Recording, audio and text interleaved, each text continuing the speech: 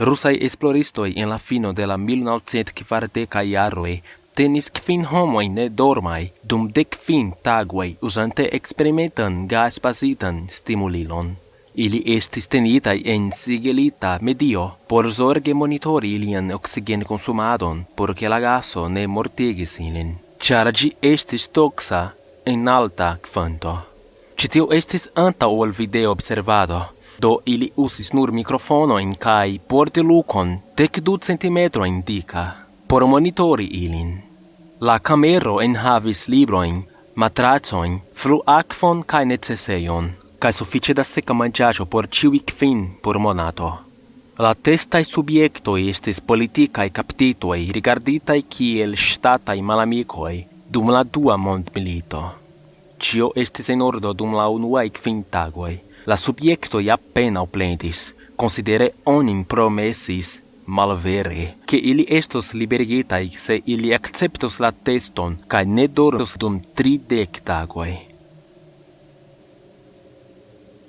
Iliaj interparoloj kaj agoj estis monitorataj kaj oni konstatis ke ili parolis pri pli kaj pli traŭmataj okazaĵoj de sia pasinteco.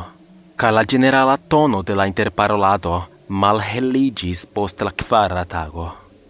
Post 5 tagoj ili komencis plendi pri la cirkonstancoj kaj eventoj, kiuj kondukis ilin al kie ili estis kaj ekmontris severan paranojon. Ili ĉesis paroli unu al alia kaj komencis alterne flustri al la mikrofonoj. Strange, ili ĉiuj ŝajnis pensi ke ili povas gajni la fidon de la esploristoj iĝante ties kamaradoj. Komence la esploristoj suspektis ke tio estis efiko de la gaso mem. Post 9 tagoj la unua el ili komencis krii. Li kuris tra la kamero, kriegante dum 3 horoj senĉese. Post tio, li daŭre provis krii, sed nur provis eligi fojajn knarojn. La esploristoj supozis ke li fizike ŝiris siajn voĉkordojn. La plej surpriza afero pri ĉi tiu konduto estas kiel la aliaj kaptitoj reagis al ĝi. Fakte ili ne reagis al ĝi. Ili daŭre flustris al la mikrofonoj, ĝis la dua el la kaptitoj komencis krii. La 2 nekriantaj kaptitoj disprenis la librojn, ŝmiris paĝon post paĝo per sia fekaĵo kaj trankvile gluis ĝin sur la pordilukon. La kriado tuj ĉesis, same kiel la flustrado al la mikrofonoj.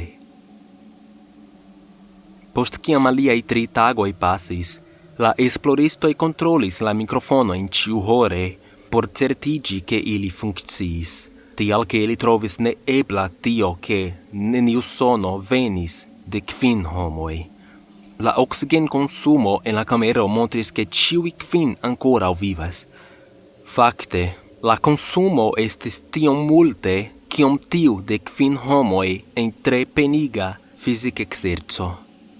Matene de la 14. tago, la esploristoj faris ion kion ili diris ke ili ne faros, por preni reagon de la kaptitoj. Ili uzis la intertelefonon ene de la kamero, esperante provoki ajnan respondon de la kaptitoj. Ili ne volis ke ili estas mortaj. Ili diris: "Ni malfermas la kameron por testi la mikrofonojn. Foriru de la pordo kaj kuŝu sur la plankon, aŭ vi estos pafita. Konformeco donos al unu el vi tujan liberigon." Je ilia surprizo, ili audis nuran frazon per trankvila respondo: "Ni ne plu volas resti liberigitaj." Debato estiĝis inter la esploristoj kaj militfortoj financantaj la esploradon. Ne povante provoki alian respondon per la intertelefono, ili fine decidis malfermi la kameron je noktomezo de la 15. tago. La stimula gaso estis forigita de la kamero kaj plenigis freŝa aero. Kaj tuje voĉoj de la mikrofonoj komencis kontraŭi. 3 malsamaj voĉoj ekpetegis, kvazaŭ petego por la vivo de amatoj, por ke la gaso estu reŝaltita. La kamero estis malfermita kaj soldatoj eniris por preni la testsubjektojn.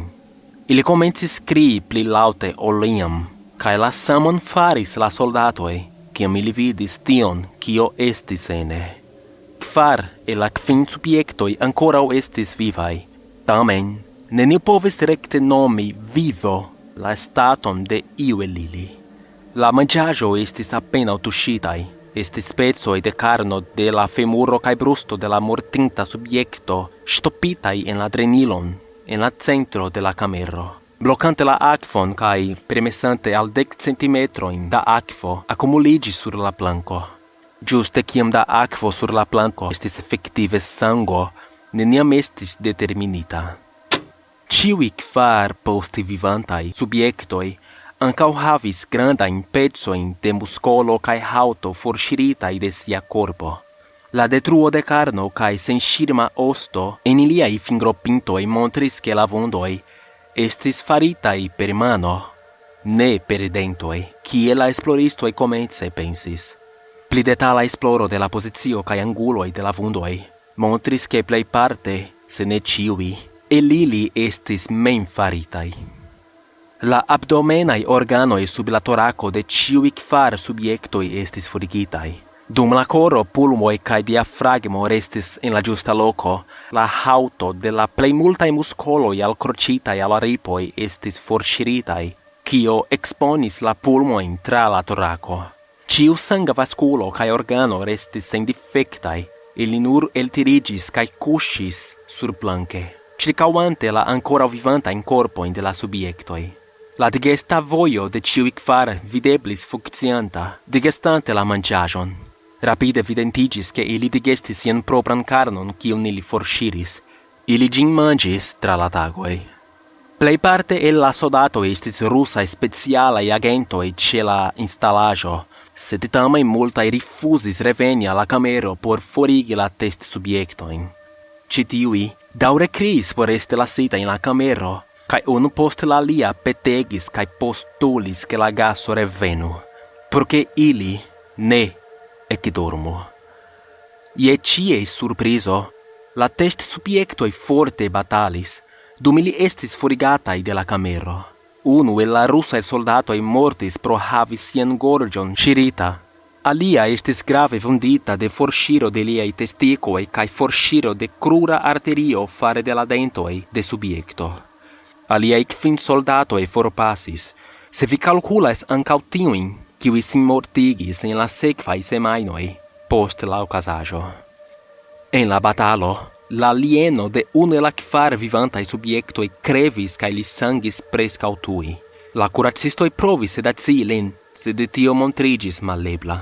Li estis injektita pli ol 10 fojoj kaj ankoraŭ batalis kiel enanguligita besto, rompante la ripojn kaj brakojn de unu kuracisto.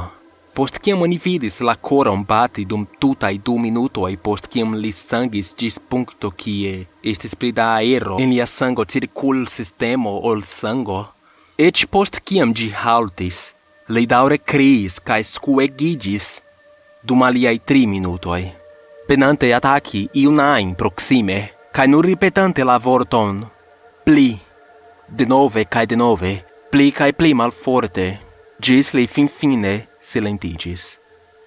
La pluvivaj 3 testsubjektoj estis forte retenitaj kaj translokigitaj al kuracejo, kun la 2 kun sendifektaj voĉkordoj senĉese petegantaj la gason kiu restigis maldorma. La plej vunditaj la 3 estis kondukita al la sola kirurgiejo de la kuracejo. En la preparado de la subjekto por remeti liajn organojn en la korpon, montriĝis ke li estis imuna kontraŭ sedativo kiun oni injektis en lin por la kirurgio. Li forte batalis kontraŭ siaj mankatenoj, kiam anesteza gaso alproksimiĝis. Li sukcesis ŝiri la plej grandan parton de dika leda mankateno sur unu pojno. Kvankam ankaŭ la pezo de 90 kilograma soldato tenis la pojnon. Necesis nur iom pli da anestezo ol kutime por senkonsciigi lin, kaj en la momento kiam liaj okuloj fermiĝis, lia koro haltis. En la nekropsio oni eksciis ke lia sango havis trioble la normalan nivelon de oksigeno. Tiuj liaj muskoloj, kiuj ankoraŭ estis alkroĉitaj al lia skeleto, estis severe duam ŝiritaj, kaj li rompis 9 ostojn dum lia batalo ne est indormigita, plejparte pro la forto kiu liaj propraj muskoloj faris. La dua postvivanto estis tiu unua el la grupo kiu ekkriegis, cum la vocordoi detruitai, li ne capablis petegi au contraui la chirurgion, ca li nur reagis per forte scuante sian capon in malaprobo, ciam la anestesa gaso al proximigis al li. Li capies sadis, ciam mio sugestis malvolonte, che ili faru la chirurgion sen anesteso, ca li ne reagis dum la tuta 6 hora procedo de remetado de liai abdomenai organoi, ca covrado per cio restis de lia hauto. La chirurgo declaris ofte che devus esti medicine malleble che la paciento vivas. Terrorita flegistino apude assertis che si vidis la buŝon de la pacienton curpigi al rideto plurajn fojoin, kiam mai liaj okuloj renkontis ŝiajn. Ciam la chirurgio finigis, la subjekto rigardis la chirurgon kaj komencis brui laŭte, provante paroli. Pensante che devas esti io tre grava, la chirurgo donis plumon kaj paperon al la paciento por ke li skribu mesaĝon. Ĝi estis simple plu tranĉu. La alia test subjekto ricevis la saman chirurgion, ankaŭ sen anestezo. Kvankam oni donis al li paralizilon, la chirurgo trovis neplenumebla chirurgion kie la paciento senĉese ridis. Paralizite, la subjekto nur povis sekvi ilin per siaj okuloj. La paralizilo forigis de lia sistemo post nenormala tempodaŭro, kaj tiam li provis eskapi de la ligiloj. Kiam li povis paroli denove, jen ili denove petis por la stimula gaso. La esploristoj provis demandi kial ili vundis sin, kial ili forigis siajn proprajn internaĵojn kaj kial ili volis la gason denove. Nur unu respondo estis donita. Mi devas resti maldorma. Ĉiuj du revenis al la kamero dum oni pensis kion fari al ili. La esploristoj, alfrotante la koleron de iliaj armeaj bonfarantoj, pro malsukcesi la diritajn celojn, consideris eutanazii la pluvivajn subjektojn. La komandanta oficiro, iama KGB agento, vidis la tenton, kaj volis vidi tion kio okazus, se ili revenus al la gaso. La esploristoj forte kontraŭis, sed estis nuligitaj. Dum preparo por esti denove ŝlosita en la kamero, estis ligita al la subjektoj EEG-ekranon. Je ĉies surprizo, ĉiuj du ĉesis batali en la momento kiam oni diris ke ili revenos al la gaso. Estis evidente je ĉi tiu punkto, che ĉiuj du penadis resti maldormaj. Unu, kiu povis paroli, zumis laŭte kaj senĉese. La senparola subjekto frotigis la krurojn kontraŭ la ledaj ligiloj per ĉiu forto. La unua subjekto levis la kapon de la kuseno kaj senĉese palpebrumadis. Ĉi tiu estis la unua ligita al la EEG-ekrano, per kiu plejparte de la esploristoj monitoris liajn cerbajn ondojn en surprizo. Tiuj estis normalaj, sed foje la linio platiĝis neklarigeble. Ŝajnis kvazaŭ li multfoje havis cerban morton antaŭ ol reveni al normalo. Dum ili atentis la paperon de la cerbonda monitoro, nur unu flegistino vidis liajn okulojn ekfermiĝi je la sama momento kiam lia kapo tuŝis la kusenon. Liaj cerbondoj tuj ŝanĝiĝis al tiuj de profunda dormo, poste platiĝis por la lasta fojo, dum lia koro samtempe haltis. La nun sola restanta subjekto kriis por resti tuj en la kamero. Liaj cerbondoj montris la samajn platajn liniojn kiel de tiu kiu ĵus mortis pro endormiĝo. La komandanto ordonis enmeti lin en la kameron kaj ankaŭ 3 esploristojn. Unu el la elektitaj esploristoj elprenis sian pafilon kaj pafis la komandanton inter la okulojn. Li direktis sian pafilon al la restanta subjekto, ankoraŭ retenita la lito dum la kuracistoj kaj aliaj esploristoj forkuris de la ĉambro. Mi ne estos ŝlosita ĉi tie kun tiaj aferoj, li kriis al la viro. Kio estas vi? Li demandis. Mi devas scii. La subjekto ridetis. Ciu vi forgesis tiel facile? La subjecto demandis. Ni estas vi. Ni estas la frenezzo kiu caŝas en vi ĉiuj. Petegante esti liberaj, ĉiu momente, en via plej profonda besta menso. Ni estas tio, de kio vi caŝas vin en via elitoj ĉiu nokte. Ni estas tio, kion vi trankviligas in silenton kaj paralizon, kien vi iras al la nokta rifuĝejo, kien ni ne povas enpaŝi. La esploristo pausis, poste direktis al la koro de la subjekto kaj pafis. La EEG-monitoro platiĝis, dum la subjekto malforte murmuris. Jen, preskaŭ libera.